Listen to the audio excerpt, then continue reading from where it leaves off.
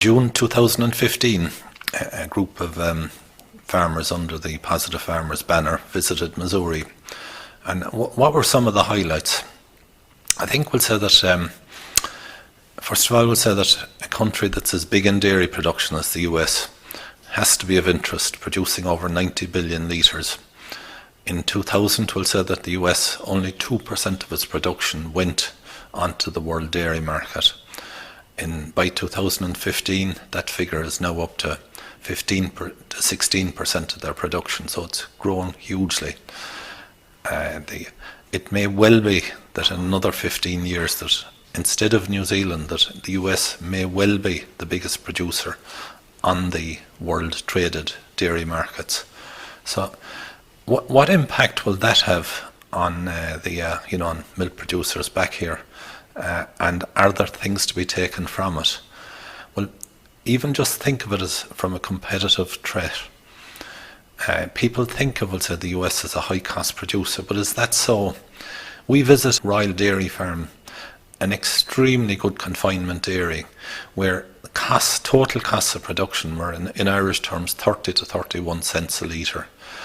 And based on an outstanding Irish operated farm operated by Irish people, we'll say, where they're actually using grass extremely well, costs as low as 25 cents a litre. That kind of production is hugely competitive by any standards. So the US is of interest in terms of its competitive threat and the need for Irish/British farmers to keep our costs under that sort of level at all times, I would suggest, because I think we'll say that the costs of US production will have quite a big influence on if you like, the global pricing of milk for the future. It's noteworthy that in 2009 the US industry was nearly decimated by low prices. Since then, in particularly the 2013 US Farm Bill, that they've brought in risk management tools, and they're in the early stages, but there's been a very big take-up, I believe plus 50%, we'll say that in the case of some simple ones.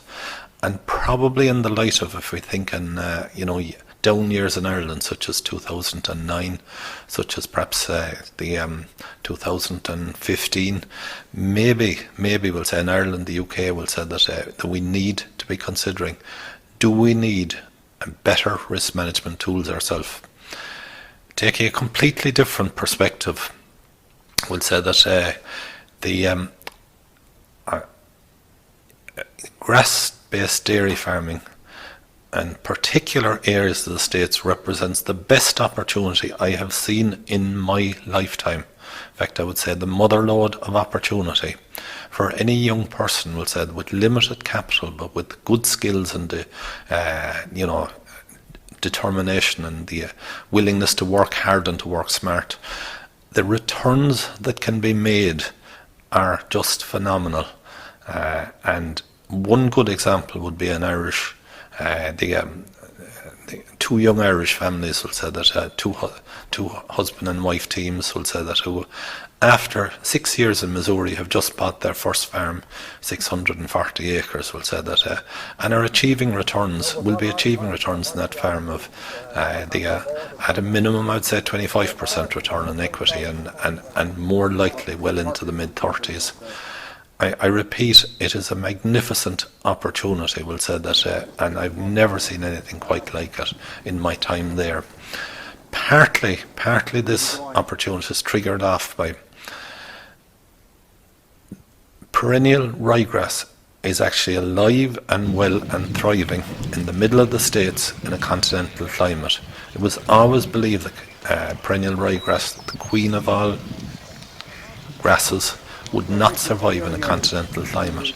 Thankfully, this has been proven to be not so. No, the very specific management and need good selection of, that only certain ryegrasses will survive. But under irrigation will say that it's now possible to grow 16 to 17 tonnes of grass dry matter, high quality grass dry matter with perennial swards. And that opens up an opportunity which, to be honest, I'll say is phenomenal.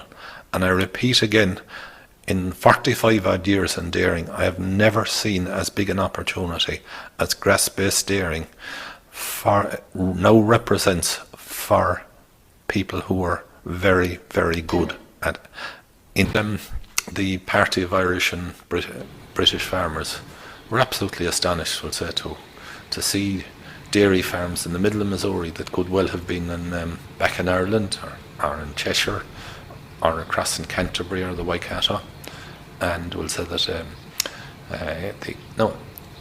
it takes a little while to get it took a little while for the early pioneers, Grasslands and Focal and Emerald, to get a hang of some of the particular difficulties. But we'll say that thankfully those early stages, pioneering stages, are now past, and it is now well proven, we'll say, that grass-based dairying is a reality and can be replicated, even probably on a huge scale. And as yet, not too many people in the States have plugged into the opportunity, but inevitably, in an enterprising society like the States, inevitably young people will say that will increasingly flock, will say, to an opportunity that just is not possible in any other system.